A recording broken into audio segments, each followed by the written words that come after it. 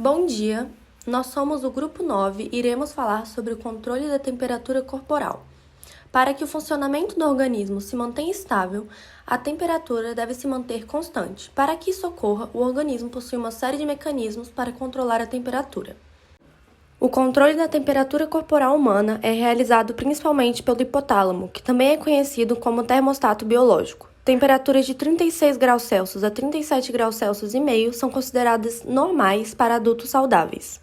Acima disso é febre e de 41 graus Celsius a mais é considerado hipertermia. E 35 graus Celsius ou menos, hipotermia. As aves e mamíferos são capazes de gerar calor metabólico e conseguem controlar sua temperatura independentemente do ambiente. Esses são os animais endotérmicos. Os répteis, anfíbios, invertebrados e peixes são exemplos de animais ectotérmicos, que dependem principalmente de fontes externas de calor e sua temperatura corporal muda de acordo com a temperatura do ambiente. Durante o exercício físico, o calor é um subproduto do metabolismo, o que leva ao aumento da temperatura corporal. A transpiração é o mecanismo de termorregulação mais atuante durante a prática de exercícios físicos, liberando suor através das glândulas e resfriando o corpo por meio da evaporação, dando condições da atividade transcorrer normalmente. Os mecanismos de controle da temperatura não são perfeitos e durante a atividade física vigorosa, a temperatura corporal pode ultrapassar os 32 graus Celsius, podendo até mesmo chegar aos 40 graus. Como dito antes, o principal mecanismo de controle da temperatura corporal é o hipotálamo.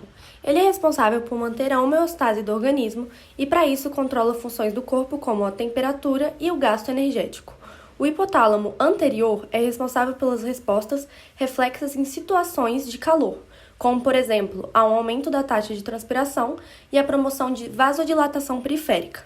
Já o hipotálamo posterior é responsável pelas situações de frio, procurando manter a temperatura corporal através do aumento da produção de calor e da redução das perdas, por exemplo, através da vasoconstrição e da ereção dos pelos. Os receptores de temperatura atuam como detectores que determinam quando a temperatura corporal se torna quente ou fria. Na temperatura fria, ocorrem os aumentos dos impulsos nervosos. Já na temperatura quente, ocorre a diminuição dos impulsos nervosos. Os receptores de temperatura da pele transmitem impulsos nervosos na medula espinhal e região hipotalâmica. Os receptores na medula espinhal, no abdômen e outras estruturas internas do corpo também transmitem sinais, principalmente no frio. Quando ocorre o aumento da temperatura corporal, o corpo vai perder calor. Essa perda de calor é dada por 3 passos. O primeiro, a sudorese, o segundo, a maior circulação cutânea e o terceiro, o comportamento dos indivíduos, que pode ser ligar o ar-condicionado, ligar um ventilador ou etc. Os efetores causam uma diminuição do metabolismo, produzindo menos reações químicas. Por isso, no calor, sentimos por vezes uma moleza, principalmente se tiver ocorrido a ingestão de alimentos altamente calóricos. Quando ocorre a diminuição da temperatura corporal, o corpo vai produzir calor.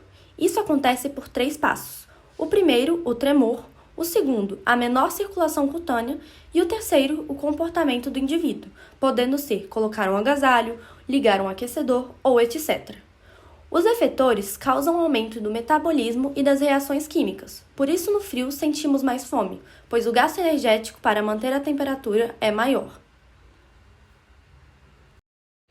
Já para poder conservar o calor, o hipotálamo ativa sinais nervosos simpáticos, o que causa vasoconstrição dos vasos cutâneos em todo o corpo, e também a piloereção, que retém uma espessa camada de ar isolante próximo da pele e que impossibilita a perda de calor.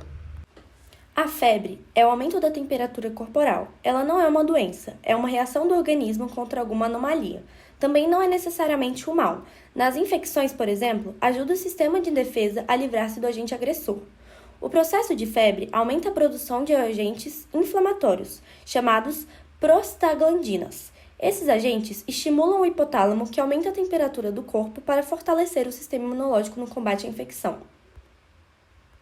Obrigada pela atenção, esperamos que você tenha aproveitado o vídeo.